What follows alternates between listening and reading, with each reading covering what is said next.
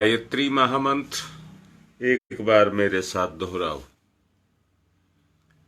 ओम भूर्भुवः स्वः तस्य वितुर्वरेण्यं भर्गो देवस्य धीमहि धियो यो नः प्रचोदयात्।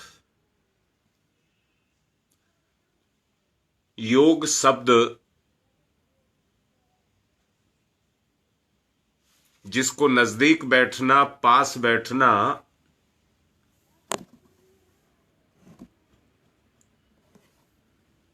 कहते हैं,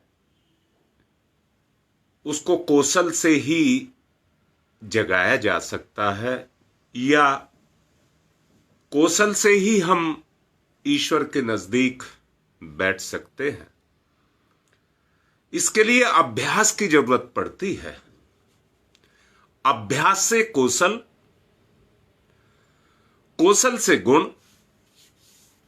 और गुण से सानिध्य, अर्थात अभ्यास से ही हम उस स्तर तक पहुंच सकते हैं। मनुष्य को सदा उसके लिए तैयार रहना चाहिए। एक बड़ा निर्मूल विचार है, वो है गुरु मिले तो हम इस काम को करें।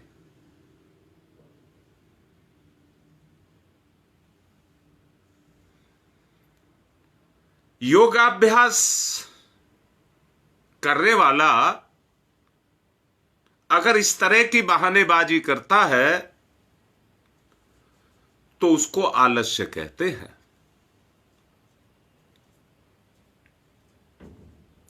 जो तत्पर रहता है, आत्मिक क्षेत्र में जो तत्पर रहता है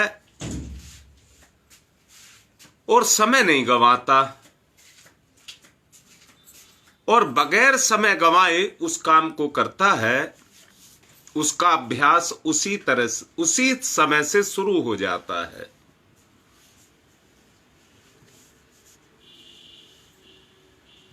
मैंने कहा था, आत्मनिरीक्षण के लिए, कल कहा था आत्मनिर्माण और आत्मनिरीक्षण।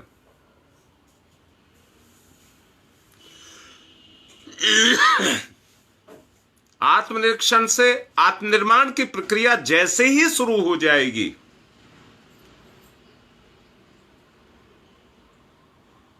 ये प्रक्रिया अपनी मंजिल आत्मविकास तक अपने आप पहुंचती चली जाएगी।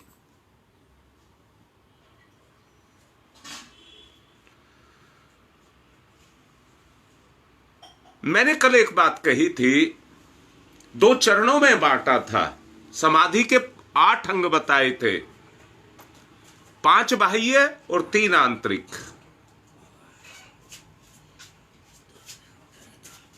दो भाग में बांटा था। एक में कहा था आत्म समीक्षा और दूसरे में बोला था संयम। ये एक ही चीज के 2 चरण है। संयम अगर लगाना चाहते हैं तो धारणा, ध्यान और समाधि, जहां ये तीनों एक साथ इकट्ठी हो गई वहीं संयम शुरू हो जाएगा। संयम और कुछ नहीं है। जहां ये 3 गुण एक साथ इकट्ठे होते हैं, धारणा, ध्यान और समाधि, उसी को मिले हुए तीनों के रूप को संयम कहते हैं। यम, नियम, आसन, प्राणायाम, ये जहां पर शुरू हो गया, मैं फिर से कह रहा हूं, योगाभ्यास को मत कह देना।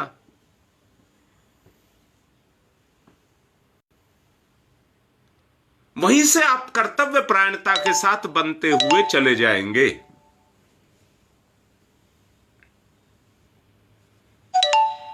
इसमें यदि कोई स्वार्थ कामना आई तो योग तो होगा, परंतु योग अधम श्रेणी का होगा, अधम श्रेणी का। यदि निष्काम रहा, यदि निष्काम कर्म योग रहा, तो बुद्धि से किया गया हर कार्य ईश्वर को समर्पित होता चला जाएगा। हर कार्य ईश्वर को समर्पित होता होता चला जाएगा। अब दोनों को तोल करके देखिए, एक अधम स्तर का बताया है और एक दूसरा उच्च कोटि का बताया है, जिसमें समर्पण ईश्वर के लिए है। आपने कौन सी रीति नीति को अपनाना है, यह किसी और के ऊपर नहीं, आपके ऊपर निर्भर करता है। और आप निर्भर करते हैं आत्म समीक्षा। आत्म समीक्षा, जितनी गहन आत्म समीक्षा आपकी होगी, उसी समय से साकार परिणाम आपको मिलने शुरू हो जाएंगे। जब अपने सभी काम इस रीति से किए जाएंगे, तो वही आदमी जीवन मुक्त होकर के, बगैर किसी बंधनों के, बगैर किसी झंझट के मुक्त होकर के अपने जीवन को जी सकेगा।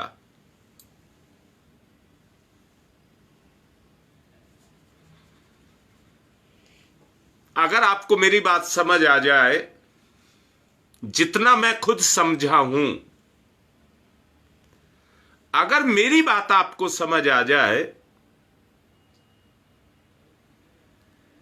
तो ये कैसा सुगम रास्ता है,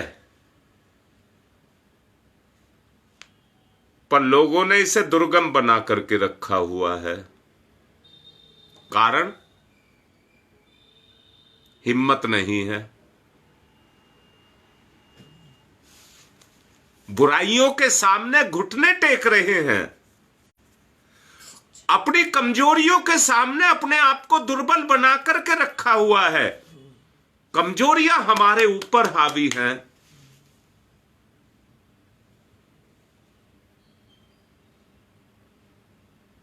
और बड़े अच्छे से कह रहा हूं, काम शुरू हो गया है।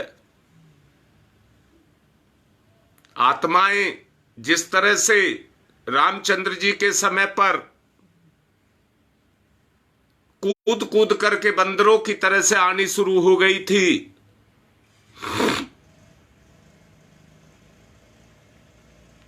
कल भी 2 महिलाएं आ गई हैं। जागृति का काम उनके अंदर शुरू हो गया है।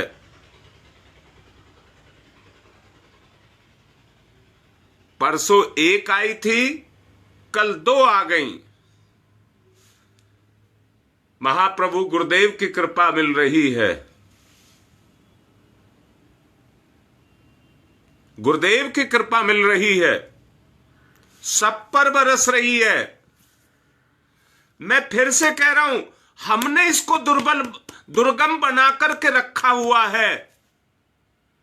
अगर आपकी मैं फिर से एक बात कहता हूं, जब आपके अंदर कभी भी अंदर से सोच करके देखना, अच्छे विचार उठें, तो ये मान लेना कि परम पूज्य गुरुदेव की कृपा आपको मिल रही है। जब आपको बुरे विचार मिले,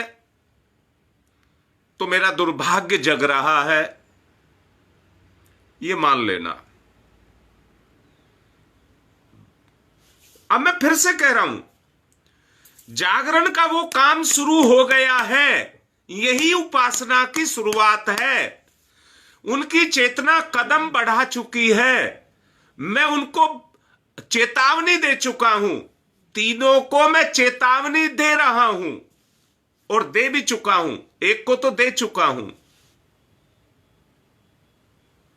कि ये स्थिति भाग जाएगी। ऐसी परिस्थितियां आपके सामने आकर के खड़ी होंगी जो आपको यहां से उछटाएंगी, भगाएंगी और कहेंगी कि किस झंझट में पड़ गए। ऐसी परिस्थितियां हमारा जो कहिए, हमारा जो स्तर है, कौन सा स्तर, जिससे हम अपने जीवन को जी रहे हैं, उसमें से हमारे दुर्गुण, दुर्भाग्य जगने शुरू होंगे, जो हमें बखेरने की कोशिश करेंगे। बस आपको एक ही काम करना है, टिके रहना है, टिके रहना है, टिके रहना है।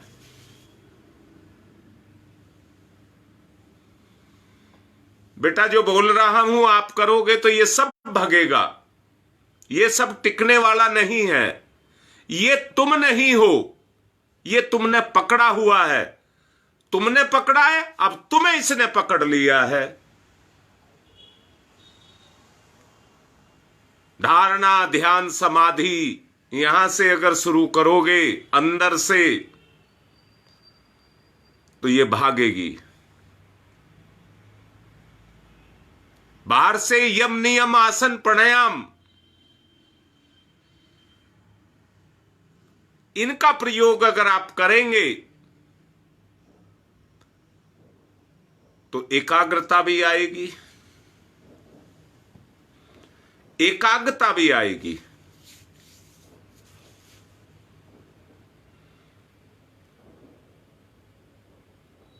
तीन चीज कहूंगा।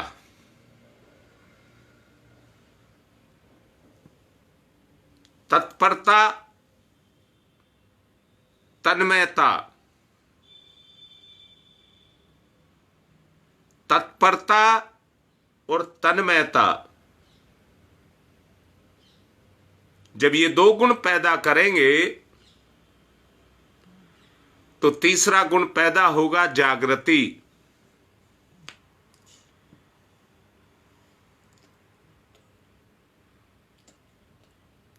अब मैं फिर से कहता हूं, अंदर से देखना।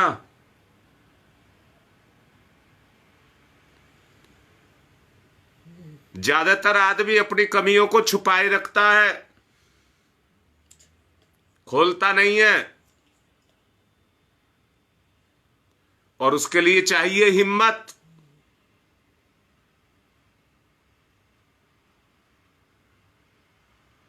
अभी जैसा ये बेटा शुभम लिख रहा है, इतनी हिम्मत किसी की नहीं है। हिम्मत को पैदा करना होता है।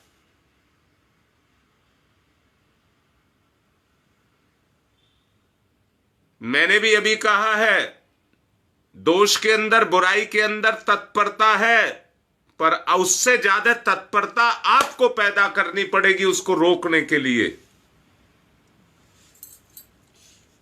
और जब तक जागृति आप में नहीं आएगी, जब तक जागरण नहीं पैदा होगा, तब तक कुछ नहीं होगा। बाहर से चिकना चुपड़ा चेहरा लेकर के हम कुछ नहीं कर सकेंगे। जागृति अंदर से आती है। और याद रखना,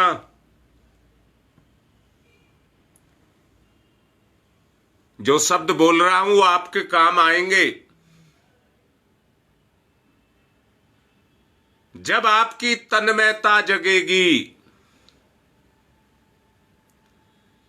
तो आप में एक बेचैनी पैदा होगी, पतंगे जैसी, जो दीपक पर मंडराता है और अपने आप को उसमें कुर्बान कर देता है।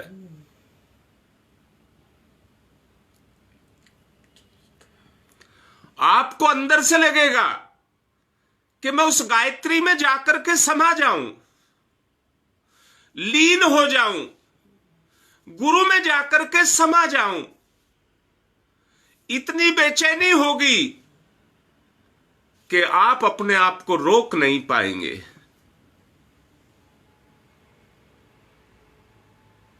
जैसे व्यक्ति भोग विलास सामने हो तो अपने आप को रोक नहीं पाता है,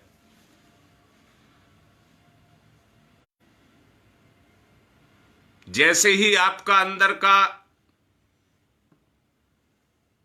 भाव जगेगा,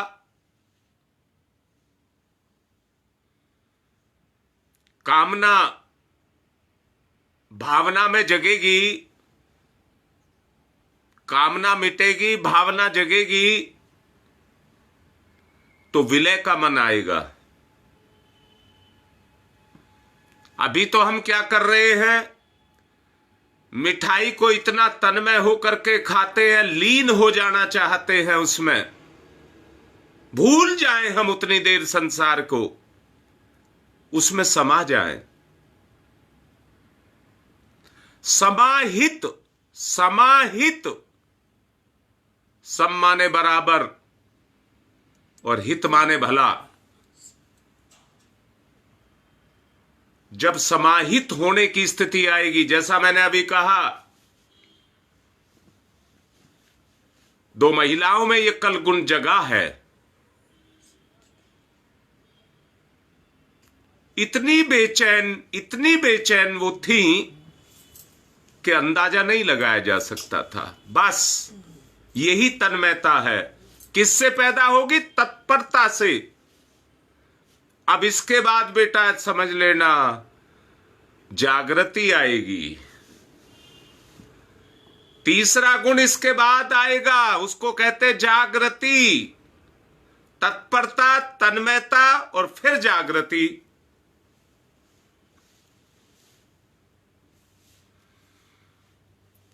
अगर ये गुण आ गया तो कुछ कठिन नहीं है और किसी को किसी की आवश्यकता नहीं है। सब कुछ आपके अंदर है। ये अपने हाथ का खेल है, पर श्रद्धा और साहस चाहिए। जो भी ये बच्चा शुभम दिखा रहा है, अंदर से वो श्रद्धा और बाहर से साहस चाहिए। तन्मयता और तत्परता पैदा हो जाएगी। फिर मुझे बता देना, तर्क वितर्क की जरूरत नहीं पड़ेगी, किसी से भी कोई तर्क वितर्क की जरूरत नहीं पड़ेगी। कोई भी आदमी किसी सामान्य कार्य के प्रति इस प्रतिक्रिया की परीक्षा करके स्वयं देख सकता है, अपने आप देख सकता है। आप करके देखिए। एक बात कहना चाहूंगा, आरंभ में श्रद्धा, आरंभ में श्रद्धा, अतः श्रद्धा समझते हो, मिट्टी में कितनी ही ताकत क्यों ना हो और बीज की कितनी ही उपयोगिता क्यों ना हो, पानी और अगर बीज और मिट्टी दोनों आपस में मिल गए तो बीज नहीं उगेगा। जबकि भूमि में पूरी ताकत है, बीज में पूरी क्षमता है, परंतु जल चाहिए। दोनों को मिलाने की शक्ति जल है। जो मैंने दोनों महिलाओं की बात की, उनकी श्रद्धा जग रही है। श्रद्धा जग रही है तो समर्पण भी जग रहा है। यही श्रद्धा चल करके आगे, यही श्रद्धा आगे चल करके आपका साहस बनेगी।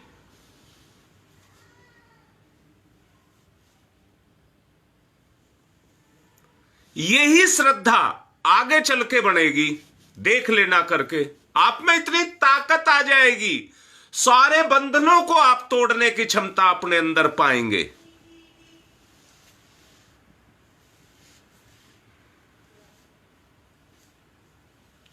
इससे चरम कोटि की तक पहुंचने की क्षमता आपके अंदर होगी।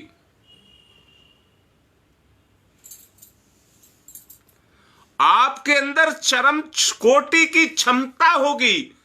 इतनी क्षमता होगी कि अपना ही नहीं, आप दूसरों का भी उद्धार करने की क्षमता अपने अंदर पैदा कर लेंगे।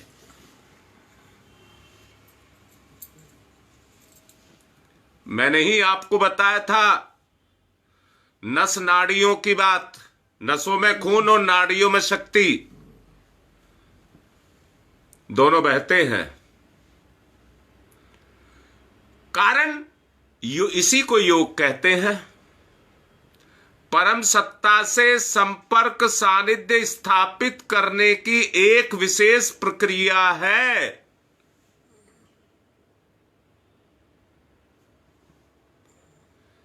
वो आप इसको केवल भाषण ना समझें, ये एक प्रक्रिया है। जो इसको अपनाता जाएगा वो आत्मिक क्षेत्र का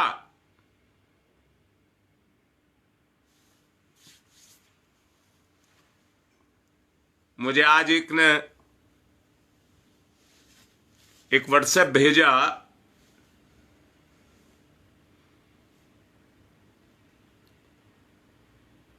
उसमें लिखा था जब रावण युद्ध में हारने लगा और उसको यह आभास हो गया बचने का अब कोई रास्ता नहीं है, तो उसने यज्ञ का सहारा लिया।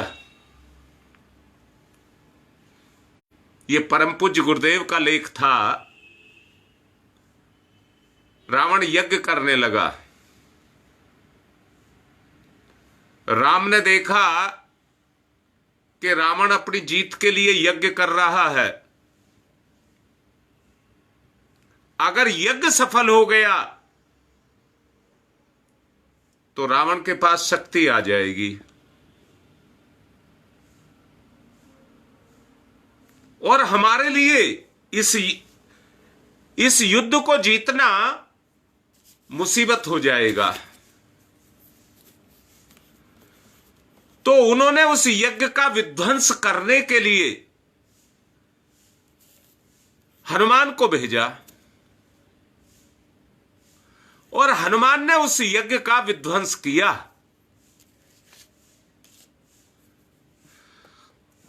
जिसके कारण राम रावण का युद्ध अंत में राम के द्वारा जीता गया। आपको भी यज्ञ करना पड़ेगा अपने अंदर शक्ति पैदा करने के लिए।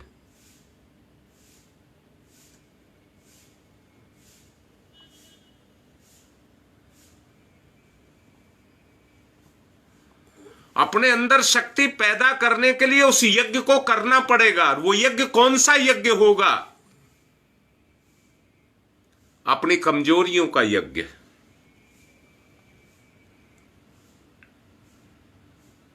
इसी को योग शक्ति कहते हैं। योग शक्ति के द्वारा ही आप परम सत्ता के साथ अपने संबंध को जोड़ने की क्षमताओं को अपने अंदर से जागृत कर सकते हैं।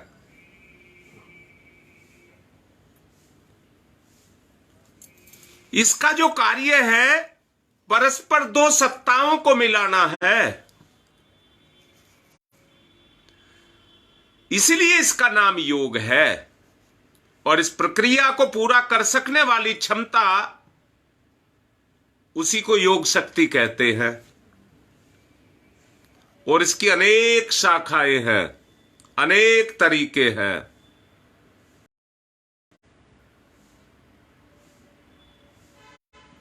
कोई चित्र है,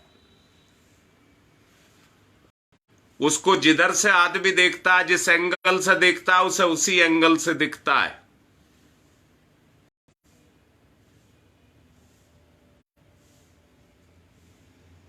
और जिस एंगल से देखता है उसी से मान लेता है। इसलिए योग की भी अनेक शाखाएं हैं, पर लक्ष्य एक ही है। अपनी चेतना को परिष्कृत करना।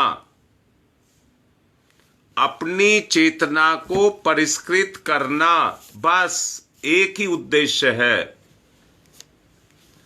चिंतन चेतना को परिष्कृत करने के लिए विचार बुद्धि को सुस्थिर करना पड़ेगा। भाई याद रखना, भोग विलास तो भटकाते हैं, भोग और विलास तो भटकाते हैं, जब आदमी आत्म समीक्षा करता है और अपनी कमियों को ढूंढता है, तो ढूंढ करके अंदर से कहता है ये गलत है, अब नहीं करूंगा।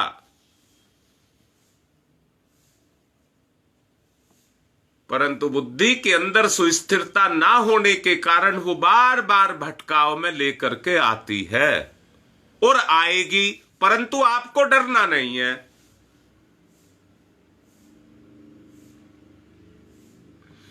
आपके ही अंदर वो स्थिति पैदा होगी, आप में ही वो शक्ति जगेगी जो आप में उस स्थिरता को पैदा करेगी। निश्चित रूप से मानना, मैंने पहले एक बात कहा था, गाय अगर तिनका खा रही है तो दूध जरूर देगी।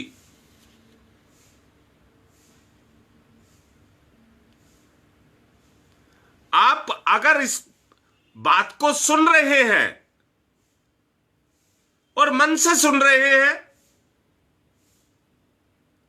तो कल इसका प्रभाव भी निकल करके जरूर आएगा। निश्चित रूप से जानना, कोई रोक नहीं सकेगा।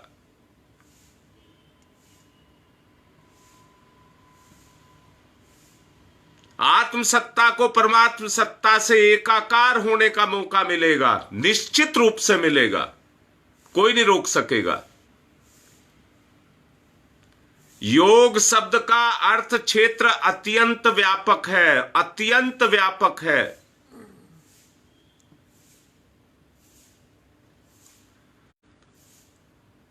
भक्ति योग का अर्थ है,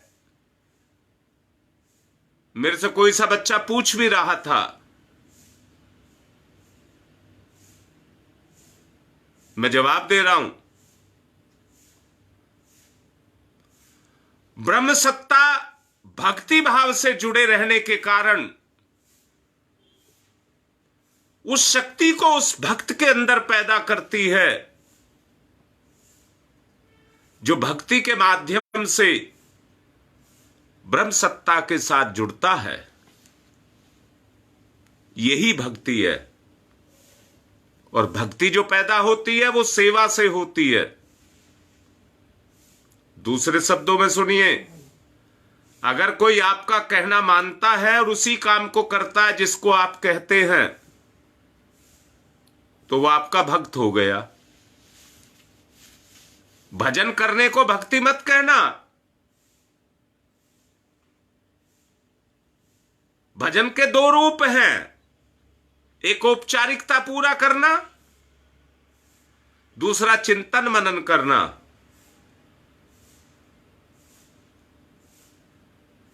चिंतन मनन के द्वारा उस श्रद्धा को जगा करके अपने अंदर सेवा भाव के द्वारा उस भक्ति को जगाया जाता है।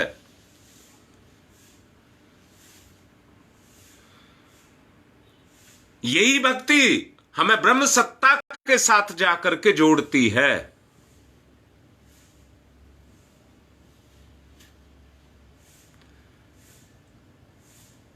अब जुड़ने के लिए दूसरा जो रास्ता है उसको ज्ञान कहते हैं। ये तो सुना होगा आपने, ज्ञान पक्ष और कर्म पक्ष जब आपस में मिलते हैं तो भक्ति कहलाती है। अर्थात ज्ञान योग जब तक आपके अंदर नहीं होगा,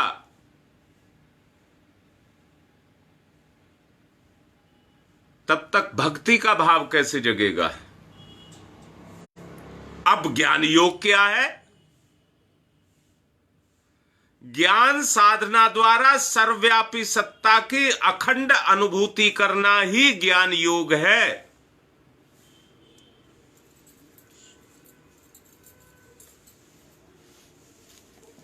दोबारा बोल रहा हूं।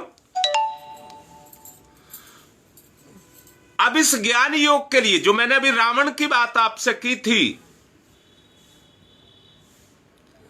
मंत्र शक्ति एक बकवास बन करके ना रह जाए, उसके लिए मंत्र योग करना होगा।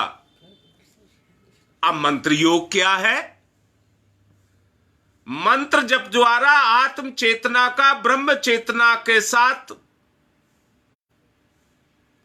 समरसता को प्राप्त करना। शब्द को पकड़ लेना, समरसता बोला है, समरसता, उसको प्राप्त करने का प्रयास है जप।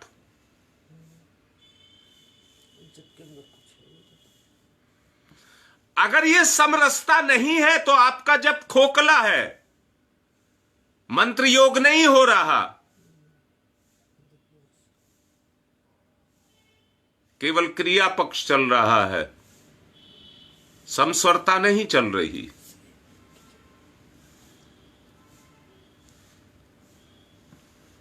अभी एक बात बोली है आपसे, अब दूसरा पक्ष है कर्म योग। ज्ञान योग और कर्म योग दोनों मिलकर के भक्ति योग बनते हैं। अब कर्म योग क्या है?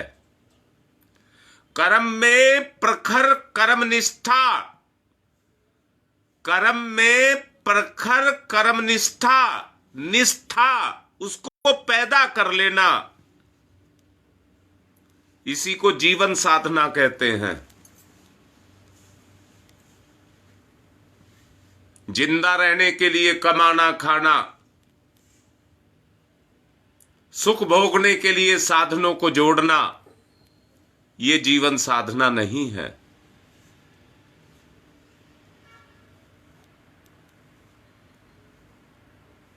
इनको पूर्ण करने के लिए साहस चाहिए। इनको मैंने अभी कहा है, हमारी कमजोरी ही हमारी कमी है। हम चाहते तो हैं, परंतु हमारी कमी हमें कमजोर होने के कारण निरस्त कर देती है।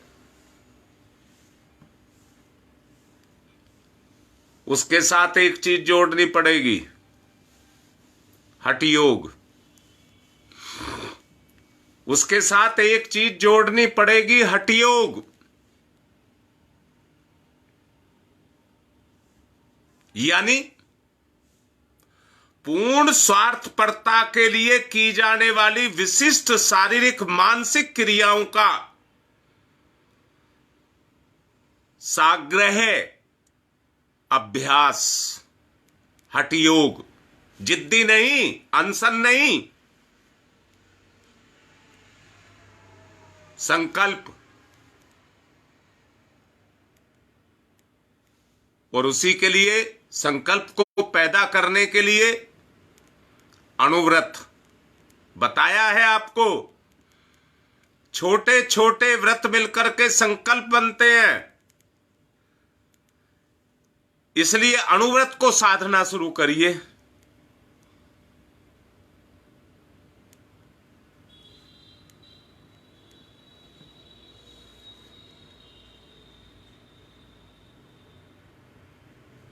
अगर अणुव्रत को आप साधेंगे तो आपके अंदर संकल्प की शक्ति पैदा होगी और अणुव्रत आप लेते हुए और उनको पूर्ण करते चले जाएंगे। भगवत गीता में योग और योगी के स्वरूप का जहां कहीं भी उल्लेख हुआ है, वहां योग के ऐसे ही लक्षणों के निर्देश जो आत्म चेतना को ब्रह्म चेतना के साथ जोड़ करके आनंद और उल्लास, सक्रियता और स्फूर्ति, कर्मनिष्ठा और चरित्र निष्ठा को प्रत्यक्ष देखने का साधन बने हैं।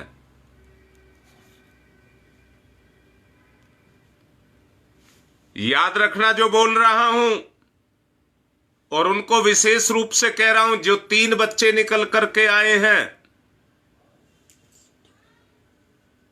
उनको विशेष रूप से कह रहा हूं, अगर इसको तुमने साध लिया, जो अभी तक चला है इसको तुमने साध लिया, तो अगला चरण होगा आत्म प्रकाश, आत्म प्रकाश, नीचे मत गिरना, बार बार बोल रहा हूं, नीचे मत गिरना। हीन भाव नहीं आना चाहिए, कोई भोग विलास नहीं जगना चाहिए, पवित्र रहना चाहिए।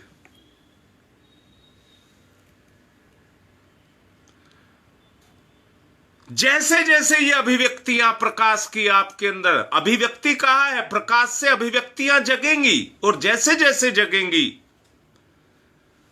वैसे ही वैसे योग की सफलता के चिन्ह आपकी साधना के अंदर प्रकट होते हुए चले जाएंगे। गीता में भी इस बात को कहा गया है, पर इससे भिन्न तरीके से कहा गया है। यथा योगे समत्व उच्यते। मैंने अभी कहा है, जब आप जप करते हैं तो समत्व का रस आपको आना चाहिए, समस्वरता, समरसता आपके अंदर पैदा होनी चाहिए। अगर आपको उसमें रस आने लग गया तो समझ लेना आपका जप करना सफल हो गया, आपका जप करना सफल हो गया। अभी तो हम जप करते हैं तो कहीं मिठाई आ जाती है, तो कहीं भोग विलास आ जाता है, कहीं नींद आती है तो कहीं सुख आता है। नींद आती है तो इतने गहरे में चले जाते हैं, पूछिए मत, समाधि की अवस्था आने लग जाती है। आपको इससे ऊंचा उठना है। कल एक बिटिया कह रही थी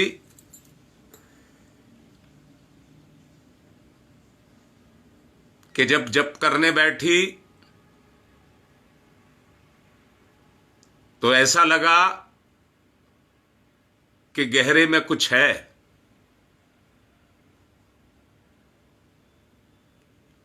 और बड़ी देर तक जप करती रही तो लगा जप का सीमा भी बढ़ गई, समय बढ़ गया। जिस जप को मैं 1.5 घंटे में करती थी उसमें 2 घंटे लगे, पर 2 घंटे करने के बाद ऐसा लगा अभी तो बैठे थे और अभी पूरा हो गया।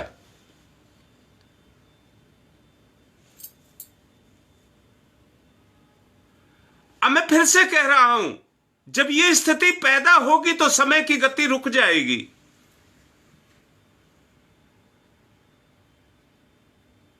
संसार समय की गति से चल रहा है। जितने भी संत महात्मा हुए हैं वो समाधि में चले गए और समय की गति को रोक लिया। इसलिए वो इतनी लंबी लंबी साधनाएं करते रहे। आपकी भी समय की गति रुक जाएगी। आवश्यकता है समत्व बुद्धि को संतुलित मन स्थिति के द्वारा योग की स्थिति को पैदा कर लेना।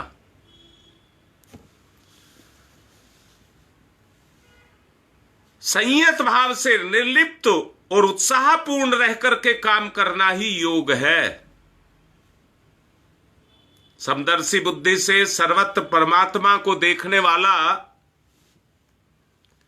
व्यक्ति मुक्त अवस्था में आ जाता है।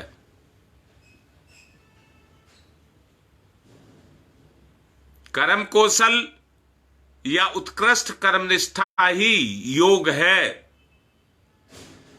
योगी वह है जो आत्म शुद्धि के लिए मोह आसक्ति को छोड़ करके कर्म को करता है। तत्ववेत्ता जानता है कि आत्मसत्ता स्वयं स्थूल कर्म नहीं करती। आत्मसत्ता स्वयं स्थूल कर्म नहीं करती, शरीर से कराती है, मन से कराती है। जो कर्म है वो इंद्रियों से होता है,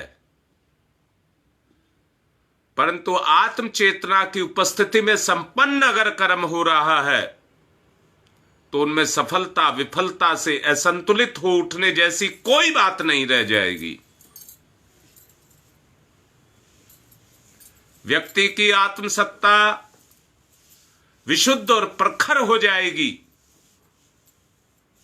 तत्परता और प्रखरता मैंने अभी कहा था,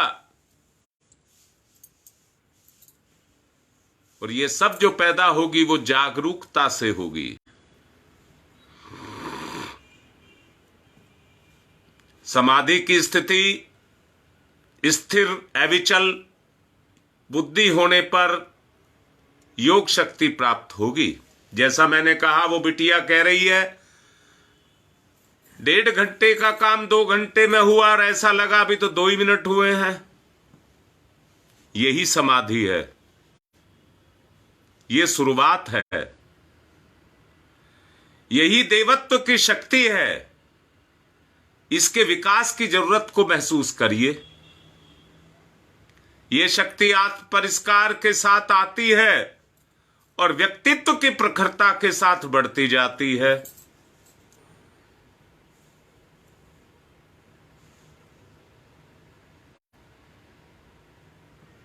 बेटी, उन 2 में से एक तुम भी हो।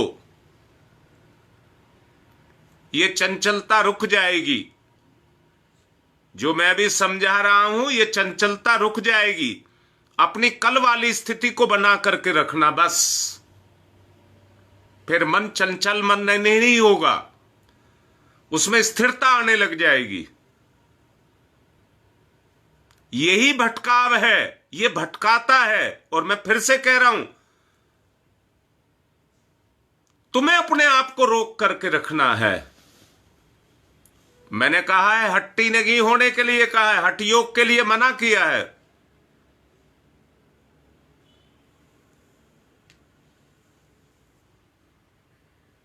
जो करना है वो स्वाभाविक स्थिति से करना है। फिर देखना, और जो स्थिति कल तुमने मुझसे बताई उसको बचा करके रखना। बेटा, यहीं से योग शक्ति जगेगी तो कुंडलनी पे आओगे। फिर योग शक्ति को जगाओगे तो यहीं से फिर कुंडलनी पे जाओगे। आत्म चेतना, ब्रह्म चेतना, आत्म ज्योति, ब्रह्म ज्योति, सूर्य का अपनी शक्ति में सूर्य के साथ योग करके जैसे दूध को बिलो करके घी निकाला जाता है, वो क्षमता आपके अंदर पैदा हो जाएंगी। अभी तो मन चलायमान है, भटका रहा है, ये मान रहा हूं मैं आपकी बात को, पर ये भी आज ही बता रहा हूं, कल आपके अंदर ये क्षमता पैदा हो जाएगी। योग के द्वारा अपने आप को बिलो देना, सूर्य की शक्ति से आत्म शक्ति का मंथन कर देना। मंथन मंथन मंथन, फिर मन चलायमान नहीं होगा बेटा।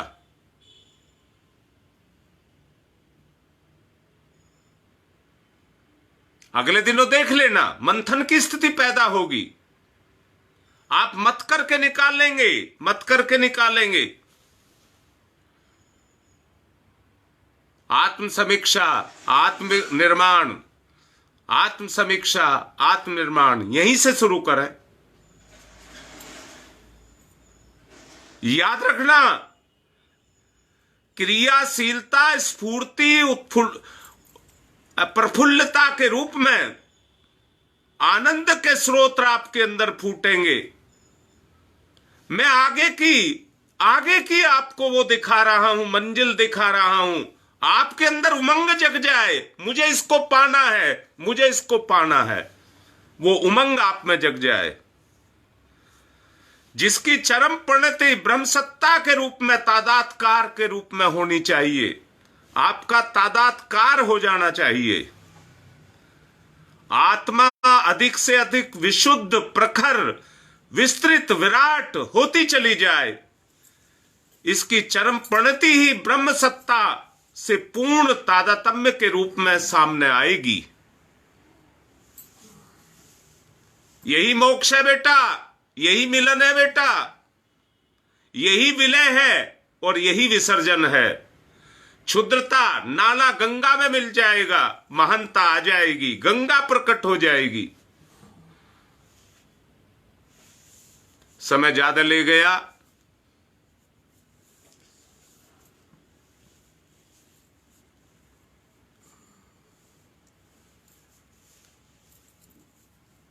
आज एक बिटिया नव्या का पेपर है।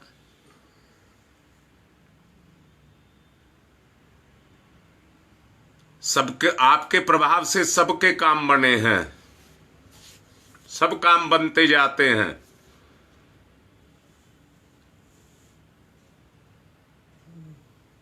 आप भी करना, उस बिटिया का भला हो जाए। हमारा ही बच्चा है, उसका भला हो, सब प्रार्थना करना उसके लिए। आज की बात को विराम देता हूं। ओम शांति ही शांति ही शांति ही।